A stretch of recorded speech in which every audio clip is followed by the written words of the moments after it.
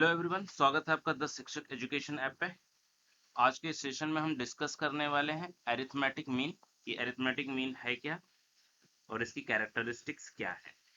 तो चलिए बात करते हैं कि अरिथमेटिक मीन है क्या। अरिथमेटिक मीन को मीन और एवरेजेस भी कहा जाता है। सबसे पहले ये पॉइंट्स नोट कर लीजिए कि अरिथमेटिक मीन को मीन या एवरेजेस भी कहा जाता है। It represent the average value of the data set. जो भी डेटा सेट हमारे पास अवेलेबल है, जैसे क्या हो गया, मार्क्स ऑफ द स्टूडेंट्स हो सकती है इन अ क्लासरूम, और income of the particular group of the persons in a particular town और द सिटी। तो जो कुछ भी क्या करना है, उनकी एवरेज वैल्यू रिप्रेजेंट करनी है।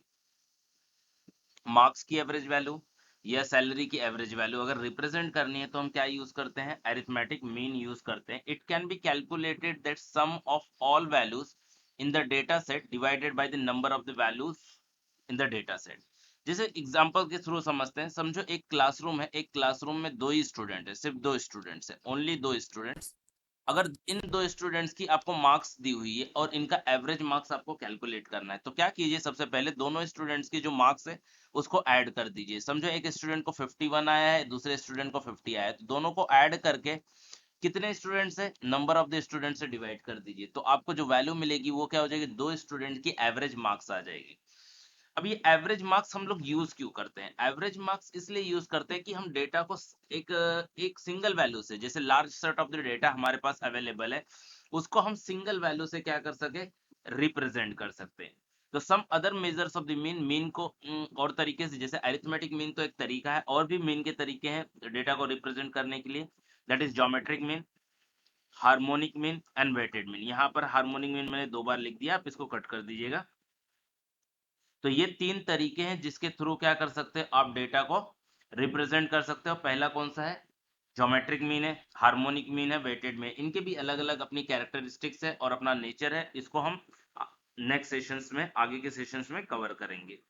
देन मीन के बारे में और कुछ डिस्कस कर लेते हैं। All the value in the data set are the same, अगर डेटा सेट के अंदर सारे वैल्यू सेम है तो ज्योमेट्रिक मीन, अरिथमेटिक मीन और हार्मोनिक मीन, इन तीनों की वैल्यू क्या होगी, सेम होगी।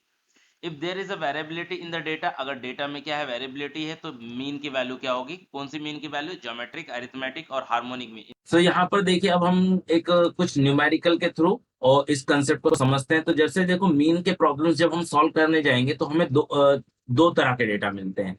पहला अनग्रुप डेटा और दूसरा ग्रुप्ड डेटा। तो जब भी इस तरह से क्या हो जाए, हमें सारे ऑब्जर्वेशंस को इस तरह से मेंशन करके दिया जाए, okay, with separated with the comma. मतलब जैसे हमने देखा है ऑब्जर्वेशंस को वैसे ही रिकॉर्ड करके ले लिए, ओके, इसको रॉ डेटा भी बोल सकते हैं। So the daily wages in rupees of 15 labours as follows, मतलब 15 लेबर्स है, 230, 400, 350, 200, ऐसी उनकी क्या है, वेजेस है, डेली वेजेस। तो find the mean wages of the labourers. तो अब इस प्रॉब्लम को कैसे सॉल्व किया जाएगा, इसको समझते हैं। तो सबसे पहले हम बात कर लेते हैं नोटेशन की, कि जो मीन होता है उसका नोटेशन होता है एक्स बार। तो ये बात पॉइंट नोट कर लो। तो अब मीन का फॉर्मूला क्या है, अनग्रुप डेटा के लिए, अनग्रुप डेटा के लिए है X bar equal to summation X divide by N. Summation X मतलब sum of all the variables, और डिवाइड बाय एन क्या, एन मतलब नंबर ऑफ ऑब्जर्वेशंस, जो ऑब्जर्वेशंस है यहाँ पर। Summation X that is sum of all observation. तो अब यहाँ पर जितने भी ऑब्जर्वेशन है, कौन कौन से ऑब्जर्वेशन है यहाँ पर, 230, 400, 350, इन सभी को क्या कर लेंगे, हम ऐड कर लेंगे। तो चलो ऐड कर लेते हैं। हमने ऐड कर लिया, तो ऐड करने के बाद क्या आ गया, हमें ऐड करने के बाद 230 प्लस 400, ये सारा ऐड करने के बाद है 4525, और हमें एन भी मिल गया 15। तो अब हम मीन निकालेंगे कौन से फॉर्मूले से, summation X divide by N. तो समेशन एक्स मिला हुआ है मुझे 4525, X bar equal to summation X 4525 divide by 15, हमें कितना मिल जाएगा आंसर, 301.67। तो जो मीन वेज है यहाँ पर कितना है, 301.67। अब दूसरी तरह का जो डेटा हमें मिलता है वो ग्रुप डेटा होता है। पर इस ग्रुप डेटा में देखो, मार्क्स दिया है 5, 10, 15 और नंबर ऑफ स्टूडेंट है। तो इस तरह का जो ग्रुप डेटा होता है उसको बोलते हैं डिस्क्रीट ग्रुप डेटा। तो अब इस डिस्ट्रीब्यूशन के लिए हमें क्या करना है, मीन फाइंड आउट करना है। तो सबसे पहले फॉर्मूला समझ लेते हैं। फॉर्मूला है summation of F I x I divide by summation of F I. अब समेशन एफ आई का मतलब क्या होता है, जैसे यहाँ पर, और एक्स आई, ये आई क्या डिनोट कर रहा है, देखो जैसे ये क्या हो गया, ये इंडेक्स होती है, ये पहला रो तो first index, second index, third index, four index, five index. तो ये क्या हो जाएगा, ये हो जाएगा x1 और ये हो जाएगा f1 क्योंकि फ्रीक्वेंसी है, सॉरी f1 और ये x1, ये क्या हो जाएगा x2, ये हो जाएगा उसकी f2, ये x3 और ये f3। तो इसी तरह से इन दोनों का मल्टीप्लाई करने का f1 x1 फिर f2 x2 बाद में उनका समेशन लेने का। तो अब ये मीन का फॉर्मूला है। तो पहले हम क्या कर लेते हैं, सारा डेटा लिख लेते हैं, xi लिख लिया हमने, फिर fi लिख लिया हमने, फिर उसके बाद अब इनके जो करस्पॉन्डिंग जैसे 5 और 7 इनका क्या करेंगे, हम मल्टीप्लाई कर लेंगे। 5 into 7 मल्टीप्लाई किया तो 35 आ जाएगा। तो ये यहाँ पर हम करस्पॉन्डिंग 35, 60, 150, 240 एंड 200। अब हमारे मीन का फॉर्मूला क्या बोलता है, मीन का फॉर्मूला कहता है कि summation of F I x I, मतलब एफ आई एक्स आई जो वैल्यू आपने निकाल ली है उसको ऐड करना है। तो चलिए उसको ऐड कर लेते हैं हम, कितना आगे ऐड करके 685। अब उसके बाद आपको क्या चाहिए, समेशन एफ आई मतलब फ्रीक्वेंसी की भी समेशन चाहिए, तो वो भी ऐड कर लेते हैं, 43 आ गया। तो therefore X bar equal to summation F I x I divide by summation F I. तो इसके डिवीजन कर ली हमने, 685 डिवाइड बाय 43 तो 15.93। अब जो दूसरा डेटा आता है वो कंटिन्यूस क्लास इंटरवल आता है। कंटिन्यूस क्लास इंटरवल देखिए कैसे समझेंगे, जैसे देखो ये पहला ग्रुप है, इससे पहले वाला डिस्क्रिप्ट था, सिर्फ एक एक नंबर दिया, यहाँ पर ग्रुप है तो 0 से 6, 6 से 12, मतलब जहां पर एंड हो रहा है वहीं से स्टार्ट हो रहा है, जहां पर एंड हो रहा है वहीं से स्टार्ट, तो इसको क्या बोलते हैं, कंटिन्यूस क्लास इंटरवल। अब इस तरह का अगर डेटा हमारे पास आ जाए तो इस तरह के डेटा में हम लोग मीन कैसे निकालते हैं उसके बारे में। तो फॉर्मूला तो वही है जो डिस्क्रीट का था, summation F I x I divide by summation F I. अब बात आ जाती है ये एक्स आई क्या मिलेगा, एक्स आई कैसे मिलेगा, वहां पर तो सिंगल वैल्यू था वो एक्स आई था, यहाँ पर दो वैल्यू है, किसको एक्स आई ले, 0 को ले 6 को ले।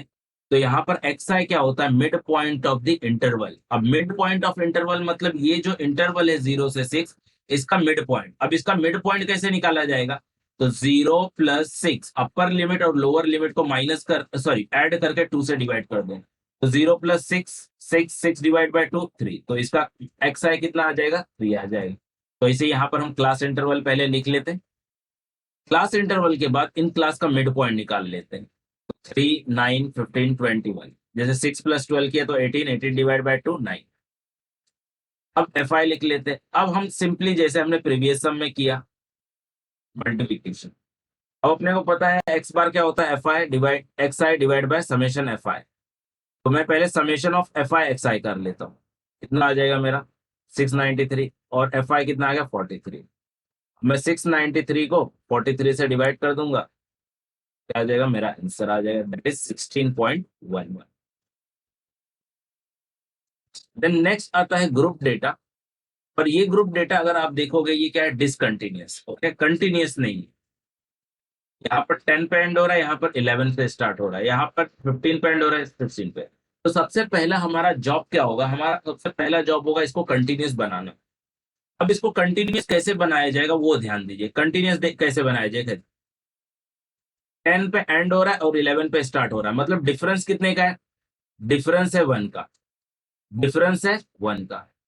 आप 1 को क्या कीजिए, 2 से डिवाइड कर दीजिए, जितने का भी डिफरेंस रहेगा, समझो यहाँ पर 2 का डिफरेंस है ना, तो उतना 2, 2 डिवाइड बाय 2, 3 का डिफरेंस है 3 डिवाइड बाय 3, तो 1 का डिफरेंस था इसलिए 1 डिवाइड बाय 2 तो 0.5। अब ये 0.5 का क्या करेंगे, 0.5 को हर क्लास इंटरवल के लोअर लिमिट में से माइनस करेंगे और अपर लिमिट में प्लस करेंगे।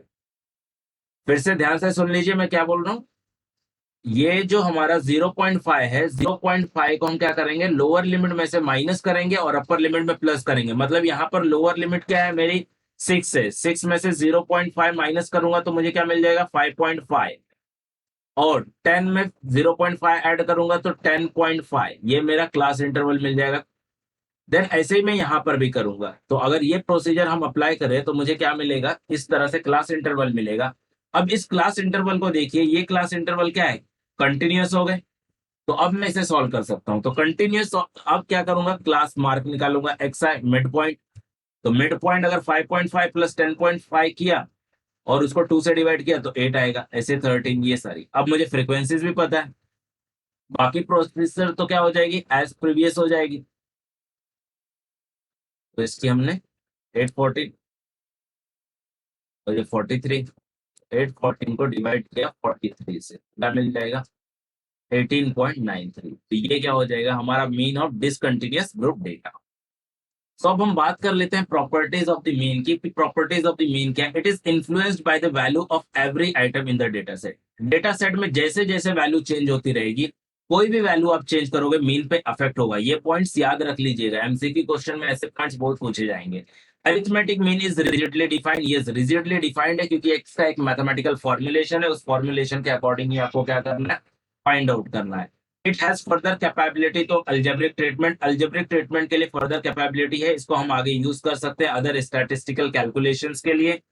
And it is measured by the value not position, yes इसकी वैल्यू आती है कोई पोजीशन से नहीं कि मिडल में है, कहां पर इंडेक्स कौन सा है, ऐसा नहीं। ओके इसकी वैल्यू आती है, जस्ट हम फॉर्मूला में पुट करेंगे और एक पर्टिकुलर वैल्यू मिलती है। Clearly identified by inspection, inspection मतलब देख के आप बता नहीं सकते, आपको फॉर्मूला लगाना ही पड़ेगा तब जाके आप बता सकते हो कि मीन क्या होगा। And in some cases mean does not represent the original item, okay कुछ केसेस ऐसे होते हैं जहां पर मीन वैल्यू ऐसी आती है जो कि पूरे डेटा सेट को रिप्रेजेंट नहीं करता है। देन इफ यू ऐड, अगर हम ऐड करें, सब्ट्रैक्ट करें, मल्टीप्लाई करें और डिवाइड करें, okay all the values of the sequence और द डेटा, यहाँ पर आप बात कर सकते हो कि डेटा में, डेटा का या सीक्वेंस के किसी भी नंबर को अगर हम ऐड करें या सब्ट्रैक्ट करें, मल्टीप्लाई करें या डिवाइड करें किसी एक कांस्टेंट से सेक के, तो आपको क्या करना पड़ेगा, ओरिजिनल मीन में, ओरिजिनल जो मीन होगा उस डेटा सेट का, ओके उसमें भी के क्या करना पड़ेगा, ऐड सब्ट्रैक्ट और मल्टीप्लाई डिवाइड करना पड़ेगा। जैसे समझ लेते हैं कि समझो आपके पास एक 10 ऑब्जर्वेशन का 10 ऑब्जर्वेशन का डेटा सेट था, आपके पास 10 ऑब्जर्वेशन का डेटा सेट था और आपने उसका मीन x बार निकाल रखा है कितना 5। अब इसमें से सारे 10 ऑब्जर्वेशंस को आपने 5 से मल्टीप्लाई कर दिया, सारे 10 ऑब्जर्वेशंस को 5 से मल्टीप्लाई कर दिया, तो जो नया मीन आएगा, न्यू मीन, आपका जो न्यू मीन आएगा वो क्या आएगा, उसको भी आप 5 से मल्टीप्लाई करना पड़ेगा, दैट इज नया मीन जो आएगा वो 25। अगर समझो सारे ऑब्जर्वेशन में आप 5 ऐड कर रहे हो तो न्यू जो मीन आएगा उसमें भी 5 ऐड हो जाएगा, दैट इज 10 हो जाएगा। तो ऐसे आप सब्ट्रैक्ट कर रहे हो सारे ऑब्जर्वेशन पर, कंडीशन याद रखना कि आप जो सब्ट्रैक्शन एडिशन कर रहे हो या मल्टीप्लिकेशन डिवीजन कर रहे हो वो सारे ऑब्जर्वेशन में से करोगे तो ये रूल फॉलो होगा, अगर कुछ ऑब्जर्वेशन वो करोगे तो ये रूल फॉलो नहीं होगा। So that's all with the mean. Thank you.